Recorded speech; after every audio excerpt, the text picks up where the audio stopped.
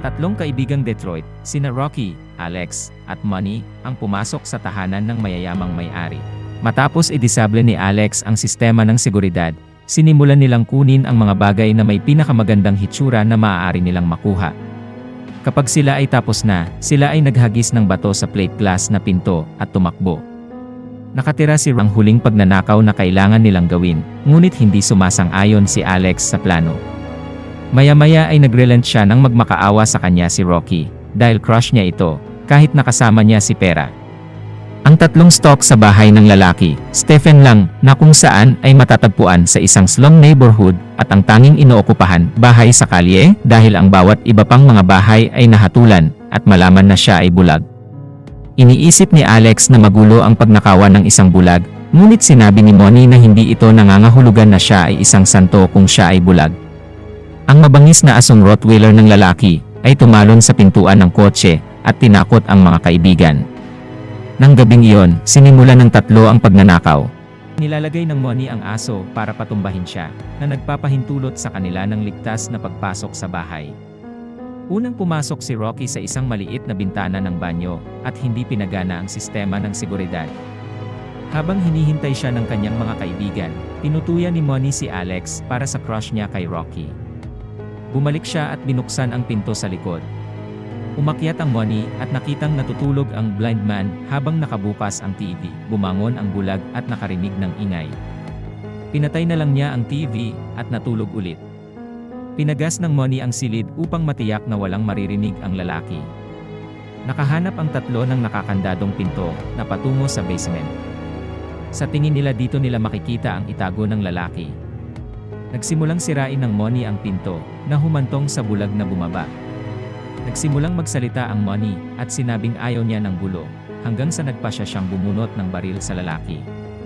Ilang hakbang pasulong ang lalaking bulag habang hawak ni Money ang baril sa kanyang mukha. Habang dahan-dahan siyang lumalapit, kinuha ng lalaki ang baril sa kamay ni Money, at idinikit siya sa dingding. Tinanong ng bulag si Money kung ilan sila sa bahay. Sinabi ng Money na siya lang at nakikiusap siya sa lalaki na palayain siya. Ang lalaking bulag ay kumalas sa kanyang pagkakahawak, ngunit pagkatapos ay binaril ang Money sa leg at sa ulo. Ibinagsak niya ang katawan ni Money sa sahig at nagtago si Rocky sa aparador. Pumasok ang lalaki at binuksan ang isang safe na naglalaman ng kanyang money. Nakita ni Rocky ang code, 2,978, habang siya ay umalis. Hinanap ni Alex si Rocky pagkatapos simulan ng blind man na isara ang lahat ng pinto at bintana. Nagpasya sila na kailangan lang nilang pumasok sa basement at palabas sa cellar door na humahantong sa labas. Una, binuksan ni Rocky ang safe at inilagay ang lahat ng money sa kanyang bag. Tumungo sila sa basement, ngunit lumabas ang lalaki mula roon. Tahimik ang dalawa habang hawak niya ang baril ni Money. Tumunog ang telepono ng isang tao at nagpaputok siya ng mabilis. Pagkatapos ay bumaba sina Rocky at Alex habang kinakaladkad ng lalaki ang katawan ni Money palabas. Sa basement, nagulat si Rocky ng isang babae, Francisca Torostic, na nakadena hanggang sa dingding. Nataranta sina Rocky at Alex at halos iwan siya hanggang sa humawak ang babae ng isang artikulo sa pahayagan. Ibinunyag nito na ang kanyang pangalan ay Cindy, at siya ang babaeng hindi sinasadyang pumatay sa anak na babae ng lalaking bulag, ngunit siya ay napawalang sala. Pinakawalan siya ni Rocky at Alex at dinala sa pintuan ng cellar. Sa kasamaang palad, nandoon ang bulag kapag binuksan nila ito. Pinaputok niya ang baril at tinamaan si Cindy sa mukha na ikinamatay niya. Nagtago sina Rocky at Alex at nalaman ng lalaki na binaril niya si Cindy. Umiiyak siya sa katawan niya at sumisigaw sa galit. Habang pabalik sila ni Rocky sa itaas, pinatay ng blind man ang mga ilaw sa basement na iniiwan silang lahat sa ganap na kadiliman. Pakiramdam ni Rocky at Alex ang isa't isa habang pinaputok ng lalaki ang baril. Nahuli ng blind man si Alex at sinubukang barilin, ngunit walang laman ang kanyang baril. Itinulak ni Alex ang isang istante pababa sa kanya, natrap siya. Tumakbo sila ni Rocky sa taas. Siya at si Rocky ay sinubukang buksan ang pinto, ngunit ang aso ay nagising na at handang salakayin sila. Tumakbo sila mula sa aso at nakulong ito sa isang silid. Sa kasamaang palad, ang lalaking bulag ay nakalabas na sa basement at inatake niya si Alex. Sinuntok niya ito ng maraming beses sa mukha at mukhang ibinaon siya ng mga gunting sa hardin. Pagkatapos ay nahanap niya si Rocky at pinaalis din siya. Nagising si Rocky sa basement, nakadena sa parehong lugar kung saan si Cindy. Sinabi niya sa bulag na lalaki na hindi nito maibabalik ang kanyang anak na babae. Sinasabi niya na hindi ito ganap na totoo. Pinabuntis niya si Cindy para bigyan siya ng anak para makabawi sa napatay niya at papakawalan na sana siya nito ng mga anak na siya. Sa pagkamatay ni Cindy, ang kanyang hindi pa isinisilang na anak ay namatay na rin at pinanagot niya si Rocky. Binuksan niya ang isang butas sa pantalon ni Rocky at kinuha ang isang buster na puno ng sample ng kanyang semilya. Naghahanda siyang mabuntis si Rocky, ngunit sa kabutihang palad, nakabangon si Alex at nakahawak ng martilyo. Hinampas niya sa ulo ang blind man at pinalaya si Rocky. Pinsasan nila ang lalaki sa isang poste.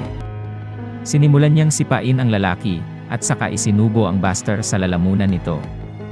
Iniwan nila siya at nagpasya na huwag isali ang mga pulis dahil madaling sabihin ng lalaki sa mga pulis na sina Rocky at Alex ang pumasok. Bumalik ang dalawa sa itaas para umalis. Nagawa nilang buksan ang pintuan sa harap, ngunit bumangon ang bulag at binaril niya si Alex. Tinakbo ito ni Rocky, tulad ng pagpapalabas ng lalaki sa aso. Tumakbo pabalik si Rocky sa kotse ni Money, at sinubukang makapasok bago siya makuha ng aso, ngunit ibinaba niya ang kanyang bag sa labas ng kotse. Binuksan ni Rocky ang baul upang subukang mahuli ang aso doon para makalabas siya.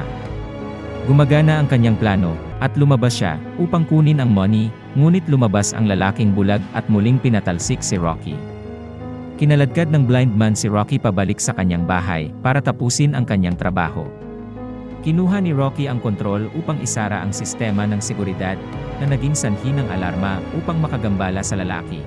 Hinawakan niya ang crowbar at hinampas ang blind man sa ulo ng maraming beses, hanggang sa mahulog ito sa basement. Kinuha ni Rocky ang Money at umalis ng bahay bago dumating ang pulis. Kasama na ngayon ni Rocky si Diddy sa paliparan ng Detroit, handang simulan ang kanilang bagong buhay. Pagkatapos ay nakita ni Rocky ang isang ulat ng balita sa TV, na nagsasabi na ang lalaking bulag ay natagpo ang buhay at na dalawang magnanakaw lamang ang iniulat na nanloob sa kanyang tahanan, at na pinatay niya silang dalawa. Kinabahan si Rocky at pagkatapos ay isinama niya si Diddy, hindi na muling lumingon pa. Ang pamagat ng pelikulang ito ay Don't Breathe. Please subscribe to MY Chan L para sa ibang movies recap. At mag-comment mo na din ang gusto pang pelikulan na ating ibubuon sa susunod na. Maraming salamat sa panunood.